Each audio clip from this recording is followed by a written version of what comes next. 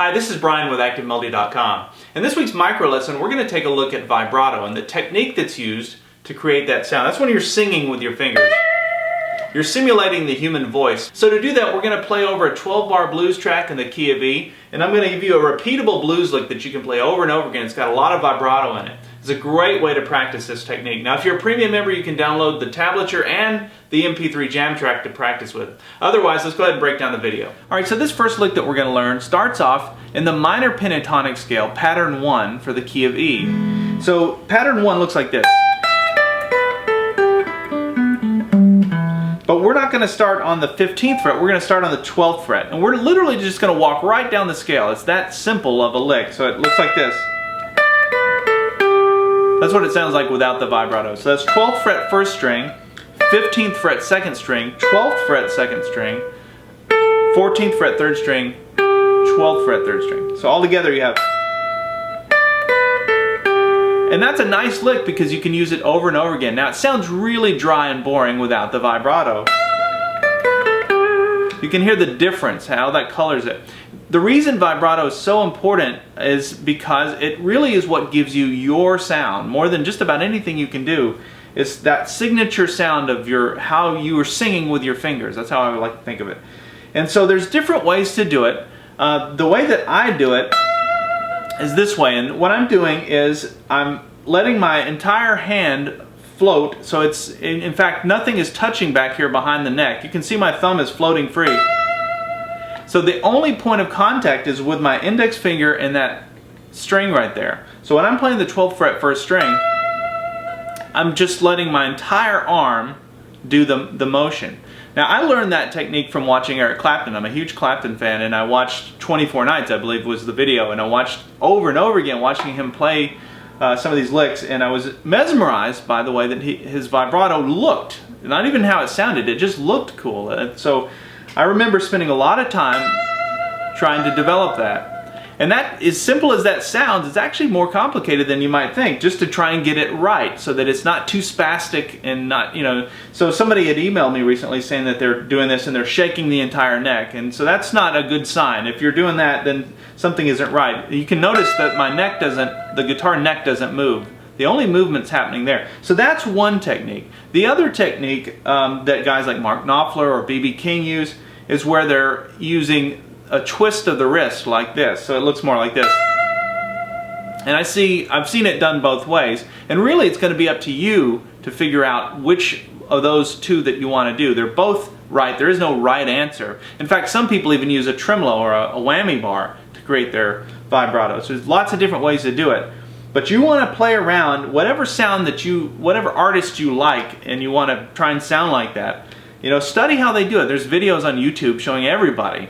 And so that's how I do it, is like that. And again, it's just nothing is touching behind the neck. There's no point of contact other than the one finger. Now, as I walk down, there's no vibrato on those notes, but then I come down to this 12th fret 3rd string. And you can hear that the note is actually being pushed a little bit sharp. So it's somewhere in that range. So when I'm doing the vibrato, I'm not playing it right on the note. It sounds more like this. Hear how, and to create that, I'm pushing it a little harder as it goes up and down. Now the other thing to point out is when the string goes up and down, it's hitting the pitch and going slightly above the pitch and back down to the pitch. That's the sound. So slowly, it looks like this. That's what it looks like in slow motion, I guess. And so you're not going above and below the note, you're hitting the note and going above it and coming back down like that. So that's the first leg. And you can just repeat that. Now the second time through I went and came down here just to give you another variation. So I hit that note, and then I came down to the 14th fret 4th string. Now notice when I come down to this note, I'm using two fingers here. I've got my ring finger and my middle finger both in place. That gives me a little extra leverage. And I've got my thumb on the neck for this note. So I'm actually switching back and forth between free floating like that. And then in this case, I have my hand locked down, and I go back and forth between those two depending on where I'm at on the strings. As I get lower in the strings, it's a lot harder to try and do the free floating thing. That works great on the higher strings. It does not work so great on as you get to lower strings. So as you come down to strings 5, and you don't really do a lot of vibrato on 6, but if you're going to play it on 5, notice what that looks like. Or on string 4 in this case. I've got my thumb there, and then I'm doing the twist of the wrist. So your hand will start to adapt as you get comfortable with that by playing the free floating, if that's what you want to do for the higher strings, and then as you get down to your lower notes, you have to kind of lock into something to get the right leverage. All right, so from the beginning. First time through, second time. Okay, now then we go to the 4 chord, or the A, and for that I wanted to give you another version, another option, and that's the same note, which is this note, but we're going to bend to it. So to do that, I'm on the 15th fret, 2nd string, and I'm doing a full bend. That means we're going up 2 frets from where we start. So that's the note we're trying to hit. Now this is a really tricky thing to do, to bend and hit a note, but then also give it the vibrato that it needs. I remember watching an interview with Eric Clapton when he was with Cream, and he demonstrated playing the vibrato in a bend like that. And I was just so mesmerized by watching that. Like, wow, how do you do that? I was kind of new to guitar and trying to figure that out. So I spent a lot of time watching that video and trying to understand what was going on there. It's not rocket science, it's just a matter of control. And the only way you get that control is by practicing it over and over again. So that's the sound then. Same lick, other than, the only difference being that bent note instead of hitting it straight.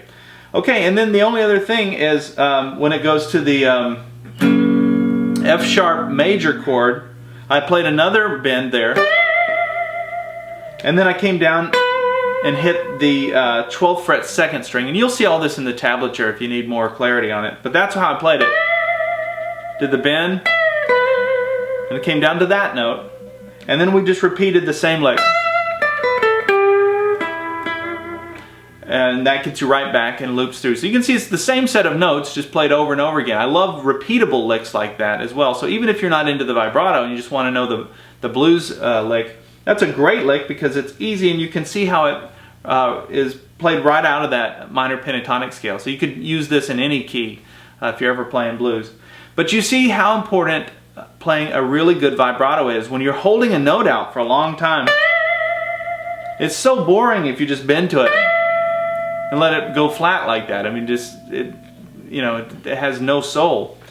So practice that, and you can watch this again and just see that you can either free float it like that, or you can lock in and then do the twist of the wrist. But those are really your options, as far as I know, for how to play vibrato.